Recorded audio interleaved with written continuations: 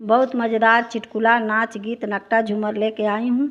आप लोग सुनिएगा ज़रूर। आप लोग के अच्छा लगे तो वीडियो के लाइक, चैनल के सब्सक्राइब ज़रूर कीजिएगा। आप लोग के दिल से धन्यवाद। रतिया पाउच पी के हो, रतिया पाउच पी के अइले मोर बाला मुआ, ताके ले अखिया लाल कई के। रतिया पाउच पी के हो, रतिया पाउच पी के अइले मोर बाला मुआ, ताके ले अखिया लाल कई के। 20 के पियले 25 के पियले, 20 के पियले 25 के पियले।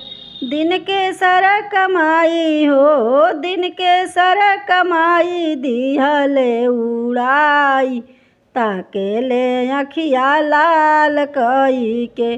दिन के सारा कमाई हो, दिन के सारा कमाई दिहले उड़ाई, ताके ले अखिया लाल कई के।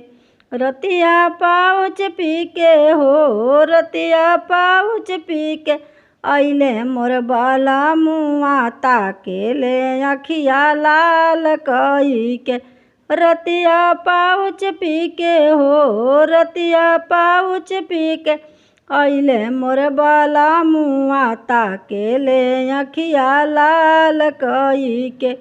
500 के पियले 1000 के पियले, 500 के पियले 1000 के पियले।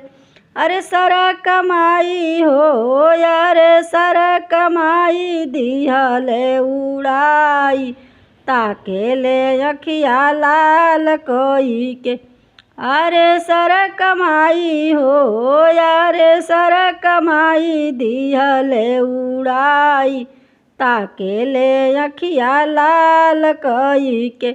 रतिया पाउच पी के हो, रतिया पाउच पी के अइले मोर बाला मुआ, ताके ले अखिया लाल कई के।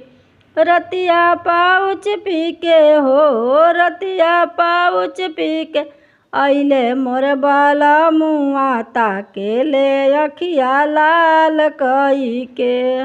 रतिया पाउच पी के हो, रतिया पाउच पी के अइले मोर बाला मुआ, ताके ले अखिया लाल कई के।